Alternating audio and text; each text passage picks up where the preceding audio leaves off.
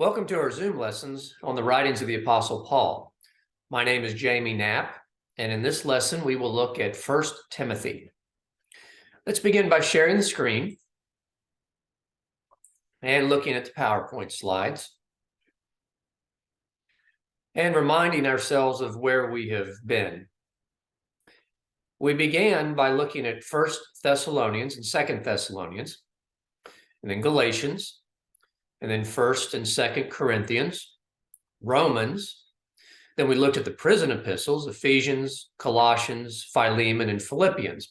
And we've been moving chronologically through Paul's letters, not necessarily according to the order that we would see them in the New Testament.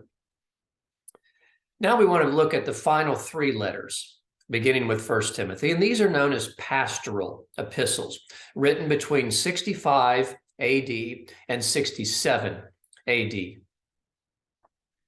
One question that might arise is, why aren't the pastoral epistles simply called prison epistles? And the answer is, Paul was released from prison. At the conclusion of the book of Acts, Paul is still in prison, and we're told that he would stay there for 2 years, but the Bible doesn't really give us any details after that, other than a few hints in 2 Timothy of what happened after Paul was released from his imprisonment in Rome. But from the work of scholars, we can put some of the pieces in place. So we know Paul was in prison in Rome for 2 years. And the delay in Rome, the reason he was there so long was because his accusers had not come to Rome to make their case. His accusers were the Jewish leaders from Jerusalem. Scholars tell us that in 61 AD, the Roman Senate had passed a law, and the purpose of the law was to limit frivolous charges and things that would clog the legal system in Rome. And the gist of the law said, if accusers don't show up in a reasonable amount of time to make their case against the accused, then the person who was accused of a crime was set free. The Jewish leaders themselves were dealing with a lot of crises of their own in Jerusalem, and so they probably didn't have the time to come to Rome. They may not have had an inclination, and from their perspective, they kind of got what they wanted. That was that Paul was no longer in Jerusalem. He was all the way over in Rome. He was in prison, and they may have felt like they got what they really wanted. So Paul was released after 2 years of what we've been calling house arrest in Rome. But this is very important. Paul was released, but he was not declared to be innocent. He was not told that the charges against him had been dropped. He was simply told, you're free to go.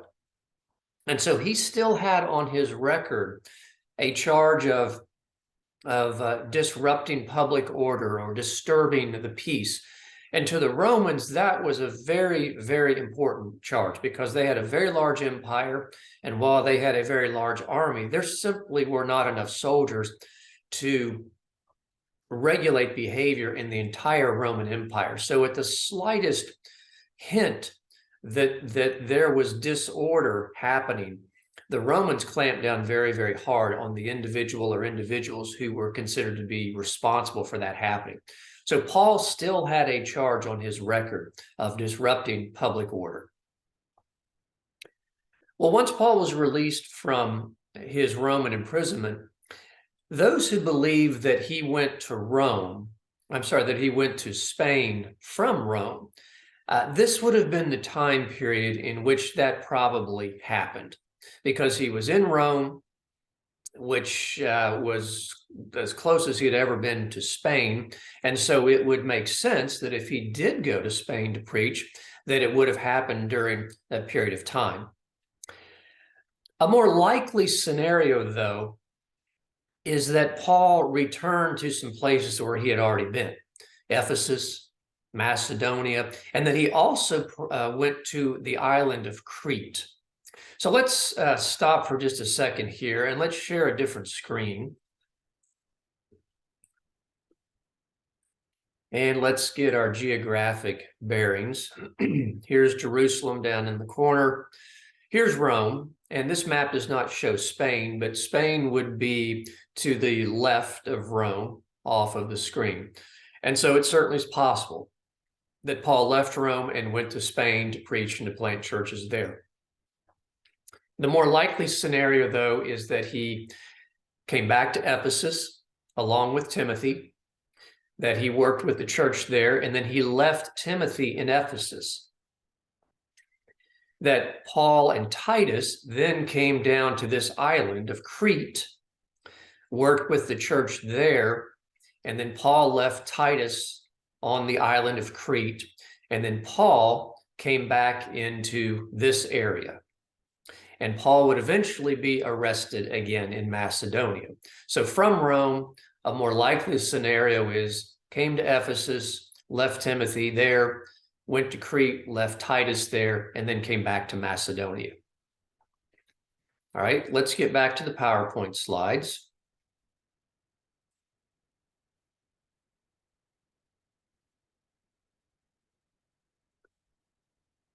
Paul would be, as I mentioned, arrested again in Macedonia and sent back to Rome. And his imprisonment this second time would be very different than his first Roman imprisonment, but we'll save that for 2 Timothy. We are given some of the details of what it was like on his second imprisonment in 2 Timothy. But for now, we want to focus on 1 Timothy. So 1 Timothy was written in 65 AD. The next letter, 66 AD, written to Titus, and then finally the second letter written to Timothy in 67 AD. So in 1 Timothy, Paul is writing to his protege. He's writing from Macedonia. Of course, he's not been arrested yet. Paul had met Timothy during his second missionary journey. This was Acts chapter 16, verses 1 through 3. The believers in that area spoke very highly of Timothy. Timothy was a young man, may very well have been a teenager, but there was something about Timothy that greatly impressed the believers in that area and also greatly impressed Paul. And so Paul added Timothy to his mission team. The letter of 1 Timothy is very personal in some areas, but there's also a lot of information that's meant for the church in Ephesus and really for all churches. And so the idea of it being a pastoral epistle, meaning a shepherding epistle, a guiding epistle, both for Timothy as an individual and for the church in Ephesus. On a personal level, Paul reminds Timothy to fight the good fight. Chapter 1, verse 18, as well as chapter 6, verse 12. Even though some time has passed now, Timothy is still a young man, and Paul reminds him in chapter 4, verse 12, don't let the believers in Ephesus look down on you just because you are a young man. Timothy apparently had a spiritual gift. Paul recognized that. The believers in that area had recognized that, and Paul reminds him again, you have a gift to do what you're doing. And so even though you're young, don't neglect this gift that you have been given. Be very attentive to what you're teaching.